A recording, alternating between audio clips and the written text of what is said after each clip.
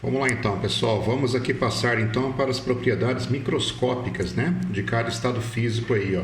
Tá legal? Então vamos começar aqui, ó. Arranjo das partículas, né? São as entidades, digamos assim, formadoras das substâncias, tá bom? Isso aí a grosso modo. Existe uma definição melhor para isso. Só por hora entender o que são partículas. São entidades bem pequenas, né?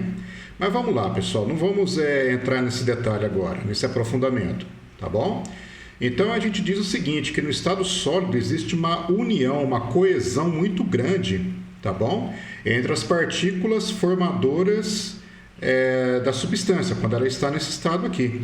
Então nós dizemos o seguinte, que elas estão presas, né, no lugar, são ordenadas, muito próximas uma das outras, tá legal? Quando você passa do estado sólido para o estado líquido, pessoal, aumenta um pouquinho aquilo que a gente define como grau de liberdade, né?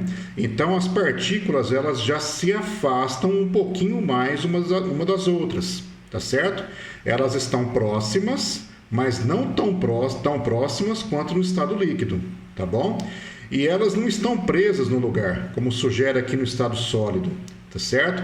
Elas já estão um pouquinho mais desorganizadas, bagunçadas. Elas já têm um movimentos, né? Como eu disse para vocês, elas já têm uma liberdade um pouco maior do que no estado sólido. Agora, o desenho aqui do estado gasoso, pessoal, já é sugestivo, né?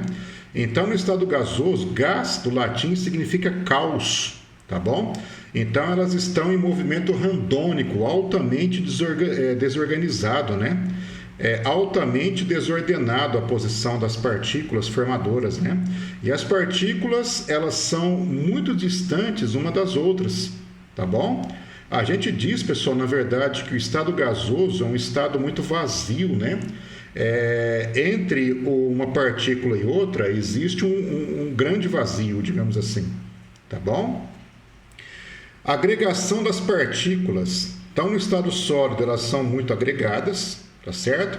Existe uma atração muito grande entre uma partícula e outra, tá certo? Uma partícula sente a influência, a presença, a atração ou mesmo a repulsão muito forte da outra que está, das partículas que estão ao seu redor, tá bom? No estado líquido, diminui um pouco essa agregação, nós dizemos que é apenas forte, tá bom?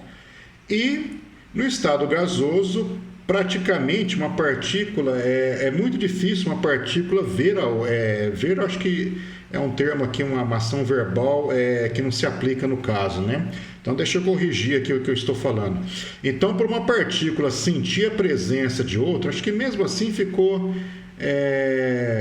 estranha, mas eu vou continuar o raciocínio assim. Para uma partícula sentir a presença de outra, pessoal, é muito difícil o choque entre as partículas. Tá certo? Então a gente diz que a agregação das partículas é praticamente nula. Tá legal? Movimento das partículas tem a ver muito com a agregação, né? Então aqui no caso elas estão fixas no lugar, então existe pouca liberdade de movimento. Aqui no caso do líquido já uma relativa liberdade, né? Quando você pega e derrama, por exemplo, um líquido em cima de uma mesa, pessoal, esse líquido se espalha. Tá certo? Se você coloca um sólido em cima de uma mesa, ele vai ficar praticamente do mesmo jeito, porque tem pouca liberdade de movimento, tá bom? Agora, no estado gasoso, pessoal, praticamente o que? Vai ocupar o ambiente inteiro onde você espalhou. Então, a liberdade é muito grande. E o líquido aqui ocuparia o quê? Ocuparia uma posição intermediária, em termos de movimento das partículas. Tudo bem, pessoal? Então, por enquanto é só.